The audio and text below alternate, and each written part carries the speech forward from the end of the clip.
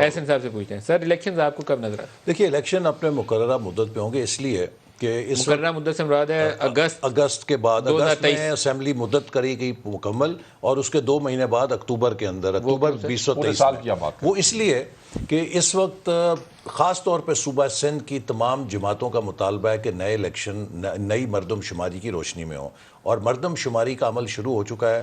دسمبر جنوری کے اندر اس عمل کو زمین کے اوپر کیا جائے گا، اس کا پائلٹ سینسس مکمل ہو چکا ہے، اور اس کے نتائج جو ہیں فروری کے آخر تک مرتب کر کے 2023 تک نتائج اس کے آخری نتائج آئیں گے۔ پھر 4 سے 5 ماہ الیکشن کمیشن کو چاہیے حلقہ بندی کرنے کے لیے، تو آپ دیکھتے ہیں کہ دوبارہ ہو جائے گی حلقہ بندی؟ اس لیے یہ تقریباً جولائی تک یہ عمل جائے گا، اور وہی تقریباً وقت ہے جب اگست میں اسمبلیاں اپنی مدت پوری کریں گی۔ تو اس لیے میں سمجھتا ہوں کہ جو آئینی عمل ہے اور جو ایک پولیٹیکل کنسنسس ہے کہ نیا الیکشن نئی مردم شماری پہ ہو، اس کا لاجیکل جو ایک سینیریو ہے، آپ کا خیال یہ ہے کہ ایک سال آپ ابھی ہے۔ اور ہی نافذ گزاریں گے؟ جی بالکل گزار لیں گے؟ مشکل نظر آتا ہے۔